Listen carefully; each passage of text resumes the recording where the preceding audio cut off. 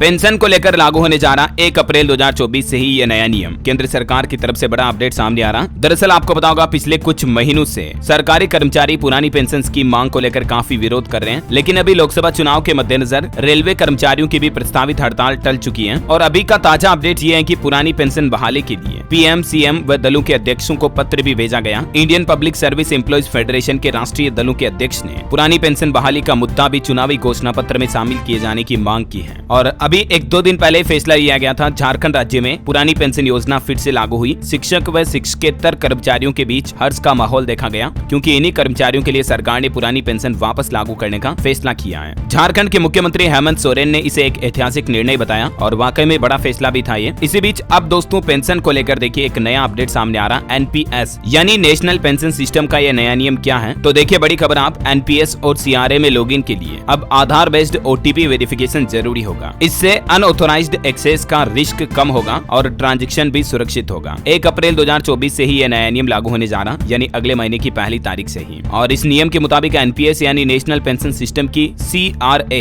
यानी central record keeping agency में login करने के लिए अब 2 फैक्टर ऑथेंटिकेशन की जरूरत होगी। जैसे हम गूगल, फेसबुक पर 2 स्टेप ऑन करते हैं ना, 2 फैक्टर ऑथेंटिकेशन, ठीक ऐसे ही इस पेंशन सिस्टम में भी नए नियम के मुताबिक अब सभी यूजर्स को पासवर्ड के अलावा भी आधार ओटीपी के जरिए लॉगिन करना होगा। फिलहाल केंद्र और राज्य सरकार के नोडल ऑफिसर और उनकी ऑटोनोमस संस्थाएं केवल पासवर्ड के जरिए इसमें लॉगिन करके सभी रिकॉर्ड एक्सेस कर सकती हैं। लेकिन अब पीएफआरडीए ने इस नियम में बदलाव का ऐलान किया, यानी कि pension fund regulatory and development authority की तरफ से यह नया नियम 1 अप्रैल 2024 से ही लागू किया जा रहा है। इस नियम को लागू करने के पीछे मकसद यही है कि 2 फैक्टर ऑथेंटिकेशन से अनऑथोराइज्ड एक्सेस का रिस्क कम हो जाएगा, यानी किसी तरह का साइबर क्राइम अपराध वगैरह नहीं हो पाएगा, क्योंकि इससे केवल सीआरए सिस्टम के वेरीफाइड यूजर ही लॉगिन कर पाएंगे। और एक्स्ट्रा सिक्योरिटी लेयर से एनपीएस ट्रांजैक्शन और ज्यादा सुरक्षित हो जाएगा, है ना। और दोस्तों इससे पहले भी आपको बताऊंगा 1 फरवरी से ही पीएफआरडीए ने पेंशन निकासी के नियमों में भी बदलाव किया है। और उन नए नियमों के मुताबिक एनपीएस अकाउंट होल्डर्स को टोटल जमा राशि के 25% से ज्यादा राशि निकालने की अनुमति अब नहीं होगी। इसमें अकाउंट होल्डर और नियोक्ता यानी कि कंपनी दोनों की ही योगदान राशि शामिल होगी। एनपीएस नेशनल पेंशन सिस्टम क्या है, इसके बारे में कुछ डिटेल भी आप देख सकते हैं स्क्रीन पर। ये सरकार की एक पेंशन कम इन्वेस्टमेंट स्कीम है, जिससे सरकारी कर्मचारियों को सरकार पेंशन देती है ना, ठीक वैसे ही प्राइवेट सेक्टर के लोग बाग भी इस स्कीम के जरिए पेंशन ले सकते हैं, है ना। तो उम्मीद है दोस्तों ये एनपीएस पेंशन से जुड़े नए नियम, बड़े बदलाव आपको जरूर जानने मिले होंगे। और भी आपके मन में कोई सवाल है तो कमेंट करके पूछेगा मुझे। और बाकी ऐसी इन्फॉर्मेटिव काम की खबरें देखते रहने के लिए डीएलएस न्यूज चैनल को सब्सक्राइब करके बेल आइकन जरूर दबा दीजिएगा। इस वीडियो को लाइक और शेयर जरूर करना। जय हिंद, जय भारत, वंदे मातरम।